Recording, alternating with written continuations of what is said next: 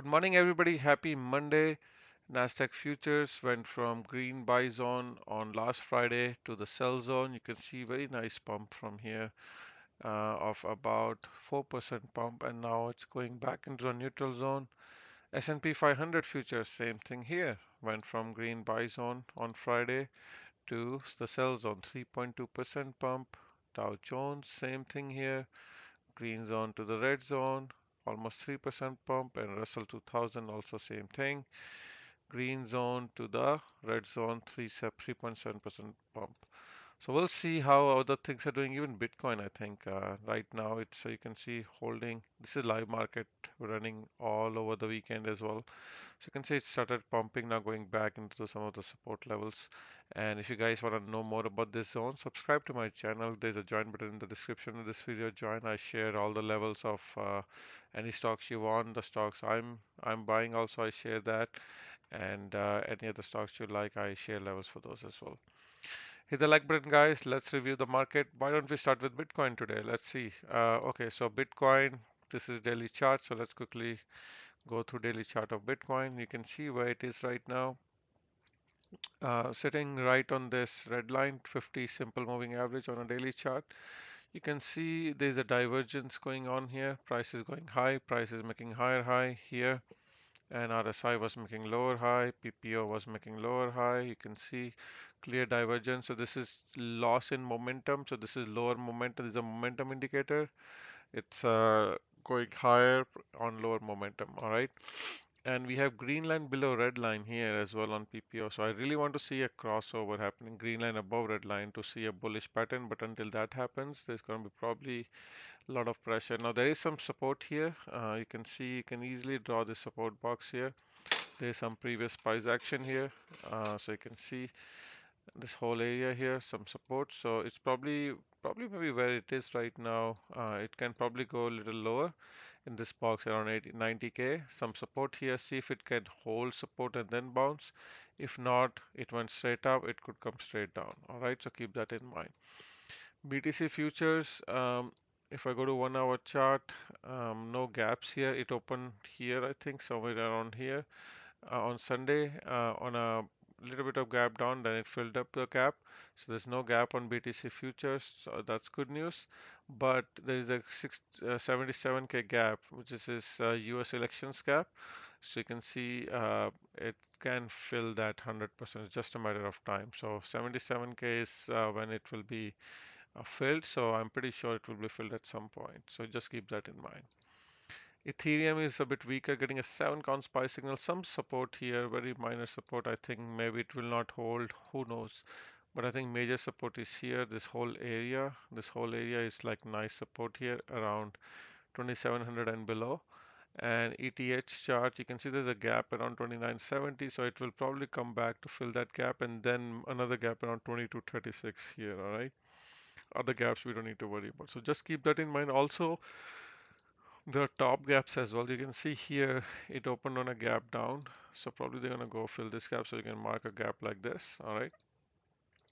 So if I go to daily chart, you can see here it's sitting right below this gap. So they can probably fill this gap and then come down, or they can come down and then later on rally. So who knows how it is going to be. Just remember most of these gaps, 90% of these will be touched and filled.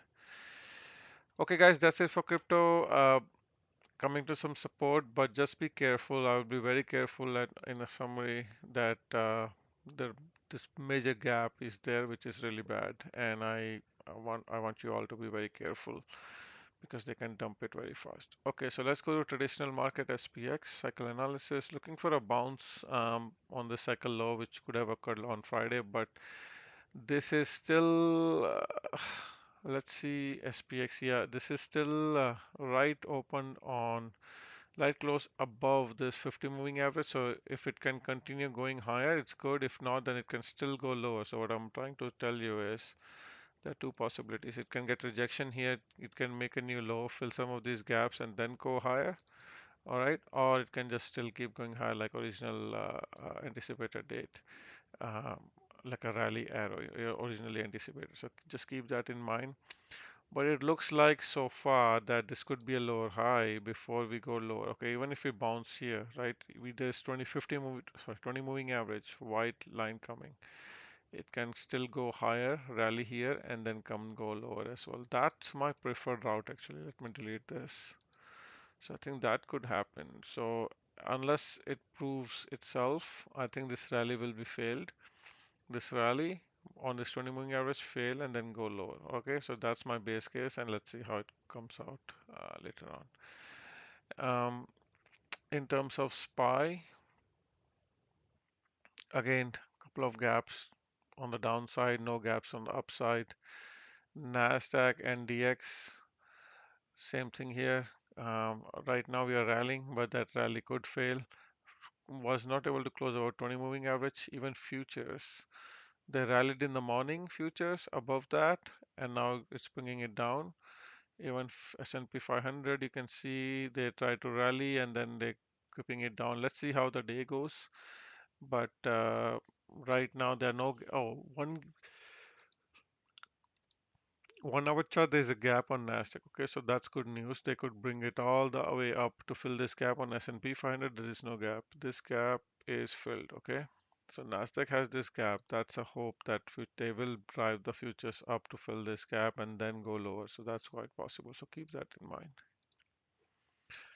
So these are the clues we need to take to predict where the market will go. So it could rally until this filling this gap and then come go down or go lower. So from here it could rally up to like 3.6% and then come back down. So just keep that in mind. Triple Qs, same thing here, gap here as well, and also multiple gap to down. So this election gap here, even on SPY, this election gap, they did not fill. So I feel like they want to fill that gap. Since they came so closer, they might as well fill that gap. Dow Jones already filled that election gaps. Okay, so down already pre-market. Let's see if it's gonna break down and fill some of this other gap, or they're just gonna keep pumping higher. IWM is the weakest. After rally, probably they're gonna come find support around 200 EMA SMA. This is the blue line. That's where usually it could bounce. So we'll see how this thing unfolds. Crude oil getting rejected here. This is not good news. It really needs to pump, sitting right on 20 moving average. Let's see if it can find support and bounce. In the morning, they were trying to break it out of all moving average, but it got rejected. So you can see a lot of rejection wicks, and it's just chopping around. So let's see if it can do that finally or not. CNQ also looking very weak. Gave all the rally back at the end of the day yesterday. I mean on Friday. So going lower, but very, very oversold. You can see red background. Okay. Last time we had red background, it rallied. So just remember that it's very, very oversold. They could be looking for a bounce. I don't see any other place. Yeah, here you can see very, very oversold red and then bounce. So just keep that in mind. Hang on tight. This is a value stock with nice dividends, so you might need to wait for it to go longer. XLE also very, very oversold. So let's see if it can bounce finally. All depends on crude oil. Let's see what happens. And Hang Seng Index just doing nothing, just chopping around. A failure here can bring it back to 18K to fill the gaps. Bonds very weak, looking very weak, but there is some support here. Like it's going, if you go to weekly on bond ZB, this is a nice area of support you can see here. So this whole area, nice area of support here. So yes, see it's coming back down here and bouncing multiple times. So let's see if it can bounce again today. And moving along, natural gas. Natural gas holding nicely, getting some lower prices today. Let's go to daily. Was not able to make a new high. Let's see if it can still go higher and make a new high. And gold is getting a 7 count SPY signal. Okay, just chopping around here. If it breaks down here, looking for around 2400. That's where I will be looking to buy gold. Silver also around here on this 200 EMA SMA, just holding, getting an 8 count SPY signal. What will do mostly what gold do. Copper near some support zone here. Sugar futures finally trying to go higher. 8 count SPY signal could go still lower. This is the good area of support. This whole area, so it can afford to come lower. Wheat, I want to be buying until it closes above 570, 560. Corn above all moving averages. Let's see if it can bounce here. Dollar finally looking very, very bullish again, getting a 9 count sell signal, just holding it. Let's see if it can come down in this area. It will be support. If not, then it's going to break out. And the next level will be here, previous all-time high around 113, 114. In terms of tech stocks, Apple, nothing much changed. New highs on last Friday, nothing interesting. Microsoft, little lower, um, but still made a new high compared to previous high, so change in trend already. I don't see any interesting. NVDA also bouncing after touching 9 counts buy signal, going higher. AVGO also, big earnings gap will be filled at some point. Tesla also trying to bounce, but this could be a dead cat bounce before it goes lower. AMD is also up pre-market, so looks like these chip stocks are well oriented to go higher. We'll see how the day ends. And from healthcare stocks, UNH is one of the, I think it came very close to support, getting a 9 count spy signal here and then tongue to bounce. You can see every time we get that, we get little rally before we fail. That's possible, we could fail. Like I want to see divergences. I want this to fail, make a new low. That will be a good area to buy. Lilly also well oriented to bounce. So you can see these healthcare stocks looking nice here.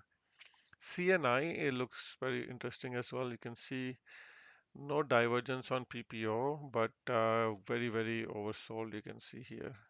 CPL, same thing here.